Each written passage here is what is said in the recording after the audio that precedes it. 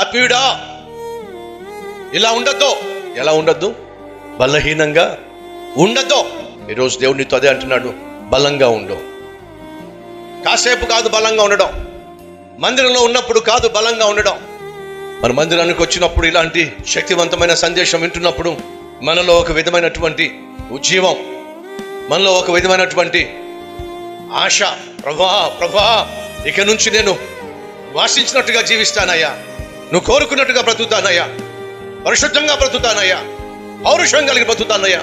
ఒకవేళ పక్క వాళ్ళతో కలిసి ప్రార్థన చేయమంటే నువ్వు షేక్ అయిపోతా ఉంటావు, ఎదుటివాడిని షేక్ చేసేస్తూ ఉంటావు. మనం దేవుని సందుకు వచ్చి వాక్యం విని నువ్వు దేవుని సందులో రోషం కలిగి ఊగిపోతున్నప్పుడు సైతాన్ ఏమంటాడు తెలుసా? నువ్వు ముందు బయటికి రా. ఏ SMS పంపిస్తే నీ బుస్స, సెల్ ఫోన్లో ఏమొస్తే, సెల్ ఫోన్లో ఏమి చూస్తే నీకున్న పరిశుద్ధత, నీకున్న పౌరుషము, నీకున్న రోషము అణిచివేయబడుతుందో సైతాన్కు బాగా తెలుసు.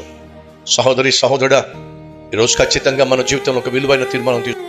ఎంతకాలం నాకు భారంగా జీవిస్తావు, బాధను పుట్టిస్తావు? రా నా దగ్గరికి రా, నిన్ను బాగు చేస్తా. ఈరోజు మనలో ఎవరైనా ఉన్నారా?